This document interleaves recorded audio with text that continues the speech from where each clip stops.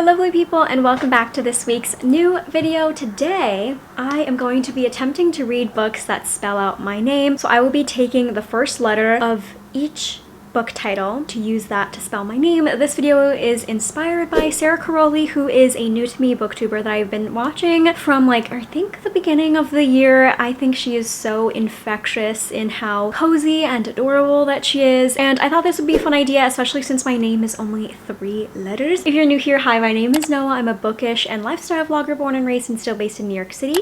So if that sounds like of any interest to you, I would absolutely love it if you would stick around and subscribe at the end if you so please. So I chose 3 books, obviously, to spell out my name. I borrowed a bunch of books from the library in preparation for this because I'm a mood reader, and I did pull off some books off of my shelf to see what I could come up with, and here's how it went. I started No One Can Pronounce My Name yesterday on the treadmill, and it was going okay. It's starting the premise, and then I was absolutely exhausted on my way to work, so I knocked out. But the part that I was like reading on the train, I wasn't sure how much more interesting it was getting. So I usually do the 12:30 on the treadmill, so I read like 40 something pages, and it was setting up the scene. We're meeting a couple of the characters. The premise of this sounded really interesting. Harit, he is an Indian immigrant in his mid-40s. He's living with his mother, who is grieving the death of his sister. She's finding it really hard to accept that she's gone, so Harit has, after work, has been dressing up in a sari to pass himself off as his sister to keep his mom sane and happy in her old age. And then there is another Indian immigrant named Ranjana. She's also in her mid-40s. Her only child, Prashant, just went off to college. It's like literally just her and her husband. She's worried that he's having an affair, and their paths are supposed to cross in a strange yet necessary friendship. I've met both of these characters. There are some chapters that are in the point of view of Prashant, Ranjana's son, which is like interesting. I don't know how important that's supposed to be, but these characters have not yet met. I'm like 80 pages into this and unsure if I want to continue, because usually I DNF before the 100-page mark. I'm so fucking behind on my Goodreads goal that I literally cannot afford to be reading stuff that I'm not enjoying. Like, I have really consistently been behind. I think I'll give this another go today, and if not, I think it's time to put her down. So I gave this another try, and I feel like when I'm reading it, it's going okay, it's doing fine, but then afterwards I just don't have any desire to pick the book back up again. And then we were like introduced to a new character, or like new POV, that I just was so confused of why that was necessary, and I feel like it's straying away from the plot a lot, and this is giving more literary, and I'm so not in the mood for that, even though my book of the month is coming today and that's a literary book. But yeah, this is a DNF. So I do have 2 other books, right? I have Tan France's Naturally Tan, and then I have No One Can Know by Kate Alice Marshall, which is my December 2023 book of the month pick. I saw that this has someone who wrote it with Tan, Caroline D'Onofrio, and I was reading through it and kind of just like wasn't in the mood for a celebrity memoir. I'm usually not. I was reading it a little bit and I just wasn't seeing it as something that I wanted to read. I was also asking Coda what I should pick up next, and he's always on the thriller side. So I think I'm gonna go with No One Can Know, especially since it's on my physical TBR. I've read What Lies in the Woods by her. I think I'm gonna bring this to the gym and then we can talk about it, because otherwise I wouldn't be able to spell my name. I read like more than I thought I would today. I'm getting through it quite quickly. 14 years ago, the Palmer sisters discovered that their parents were dead in their home. One of them is accused of murder. They become estranged. It seems like they have a lot of secrets. They become estranged, but because of some circumstance, Emma has to move back into this home with her husband. She starts to question a lot of things about what exactly happened that night, and she's uncovering all of the secrets that they told. It flashes back in the past and present between all of the sisters' POVs. So that's Daphne, Emma, and Juliet. Emma is now 30. She has a baby on the way. Her husband, Nathan, is a little shit. I don't like him. He is so annoying, naggy, and I feel like he's really trapping her, and I don't like him. I don't understand them together. But Emma has really hidden a part of herself away after what happened to her parents. Her parents seem like really awful people also, and all the sisters are so different. One of them is back, but she has her own motives of being there and like wanting to reconnect with Emma. Unsure about Daphne. She sneaky, the little sister. She's sneaky. Coda and I ended up at Kinokuniya, the Japanese bookstore and like stationery shop, literally just to pop in and use the bathroom. came away with this. I know it was coming out. I didn't realize until it was a sequel of House in the Cerulean Sea until recently, which makes me more excited about it because great edges, which I love. I think the person who did the cover art for TJ Klune's books does amazing because they're all the same height. They're all gorgeous. They're all also hardcovers that I own. So really looking forward to this. But that's all to say that I finished No One Can Know, and I'm giving it 2 stars. I really just found this to be so boring. I feel like a lot of the times I was skimming through it because I just couldn't be bothered. I also realized that What Lies in the Woods I also gave 2 stars, and The Rules for Vanishing, one of her YA horror books, I DNF'd. So I don't think I'll be looking at this author anymore. This could have been great for like a video that I did here called 3rd Time's the Charm, giving authors a 3rd chance. At first the mystery was really interesting to me. Obviously the premise interested me, but it just felt like it was lacking a little bit. And then there was a twist involving Emma's husband that I didn't like at all. It makes sense to me. I understand that it was supposed to propel the plot forward to like have it thicken a little bit more, but I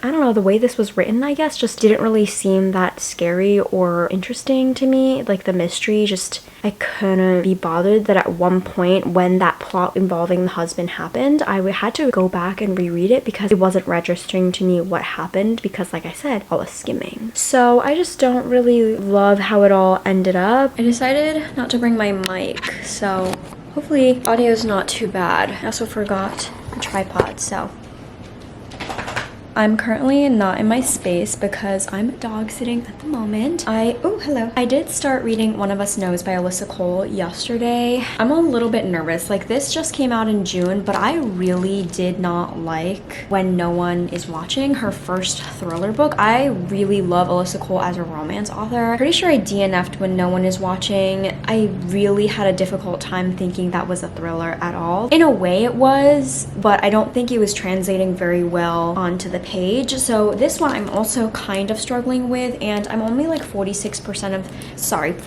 pages into it, but I don't want to like waste my time. I do have another book that I brought with me that isn't for this video, so I feel like this vlog is not gonna go up on time. This one is about Kimetria Nash. She's a historical preservationist who has dissociative identity order, so she has headmates, which like took me a while to understand what that meant. There is a collaborative journal. They all know of each other, and they are all different race, age, sex. Ken is like the host, the main body, but she can like interact and communicate with the other people in her mind as well. She has been dormant for like 6 years, so there was a lot of things for her to catch up on, and she has been hired to be the resident caretaker of a historic home on an isolated island, and she needs to survive the night, this one night, in order to fully be hired for the job. So far, she literally like is just about to get to the island. She's on the ferry, but I just like, I don't know. I am not liking, I don't feel like I care to know what's gonna happen. Do I want to waste another day reading this? I don't know. I'm not really having good reads for this vlog. The other book that I had for O was One Night on the Island by Josie Silver. It's the only book that on my TBR shelf that I have physically that starts with an O. I didn't have many, but I'm glad I have this one. It is now officially the first day of fall. Hopefully this will still be fine. From what I understand, this is a romance about 2 strangers. Cleo is celebrating her 30th birthday. She didn't think that she would be doing it alone, so she books herself a solo retreat to kind of save the day, and she books it on this remote Irish island just to have like this luxury cabin indulged to celebrate this big milestone. On the other hand, there is Max Sullivan, who's also looking for some time away from his life in Boston, and again they were double booked, so they have to stay in the same cabin. It seems like it's kind of like a hate to love situation. They seem to be at odds right away, but they have to spend all of this time together in close proximity, which is a trope that I love, so I'm hoping this is going to be a good one that I can get through quickly. I read so much of One Night on the Island, and I'm over 50% of the way through now. Things are like getting steamy now. Cleo and Mac are staying in close proximity because they have booked the same cabin. I'm kind of on Cleo's side about this because she has paid money to stay here at this lodge that houses like a couple like one couple or a single person, but Mac is just there because he said like his second cousin owns it and he said it was okay to stay there. But like Cleo has actually paid money to be there. Mac has paid obviously for travel, but like it's not really the same thing, so I kind of like didn't really like Mac in the beginning, and I think their situation's like kind of complicated. Cleo is turning 30, she's there to soul search, find herself, be happy in like loving herself, even though she writes a column about finding love, very Carrie Bradshaw-esque. I'm not really sure where this book is going to end up, whether or not this really is going to be like a vacation love story only. I also like thought this was a summery book, but this is taking place on an Irish island over the fall. It starts in the end of September and is going on into October, which is kind of perfect. So I'm really liking the vibes of this island. Very remote, very small town vibes. Cleo and Mac are really getting to know like the townspeople there. Mac is there to like find his roots, his family, his ancestors are from there, so he's also like in a way doing some soul searching as well. I do like Cleo and like the concept of why she's there. I think it's obviously a really big birthday for her for being 30, so I kind of love that idea that she's hosting this wedding, marrying herself on this little retreat. Not really sure about Mac. I just finished reading One Night on the Island and I was really wondering how this was going to end because Mac went back to Boston. I really just didn't like the ending. I feel like I didn't need this to be a happy ending. I think they could have just had this beautiful micro love holiday romance and it should have just ended at that. So I'm giving this book 3 stars. I do still really like Josie Silver. I gave One Day in December as well as The Two Lives of Lydia Bird both 5 stars. Definitely One Day in December was like peak for me. Cried really hard. A lot of people call that like a really basic like Hallmark romance, but I really enjoyed it. This one I feel like could have just been really great. It could have been 4 stars had it ended the way that I wanted it to. Still just an okay read. I'm now debating what to start next. I'm debating between A Gentleman in Moscow and Ask Again. Yes, this is like a historical fiction. This is more like a contemporary story. I put up a poll on my Instagram, so I have an hour before I leave. I'm unsure if I can actually fit this in the bag that I want to bring though, so I do have like a little novella for a different video that I'm gonna bring instead. But I do want to get a head start, so I might actually just take a sneak peek and read the first couple lines to see which I want to read more anyway. Oh my gosh, I ended up not being able to finish this video in time before I left for a 2-week Europe vacation with my family. I brought Ask Again, yes, because obviously I needed to finish it. I needed to read it for this vlog, but I ended up not reading for like the first third of our trip where we started out in Vienna, and by the time I picked this up, I was so over it, and it really sucked because this was already my second book for A. Hi, editing me here, realizing that I didn't even vlog any of A Gentleman in Moscow that I ended up DNFing pretty quickly. I don't think I have any clips of me starting it because I kind of just decided really quickly that I didn't want to read it. I think I read maybe like 40-50 pages. But yeah, I did start A Gentleman in Moscow. People voted for that on my stories and it was so boring. And I ended up DNFing this book because it just like found zero enjoyment in it. I found it to be so much more literary than I had thought it to be. I obviously couldn't have a second DNF and just finish the video because typically I wouldn't really care. The whole point of this video is to be spelling out my name.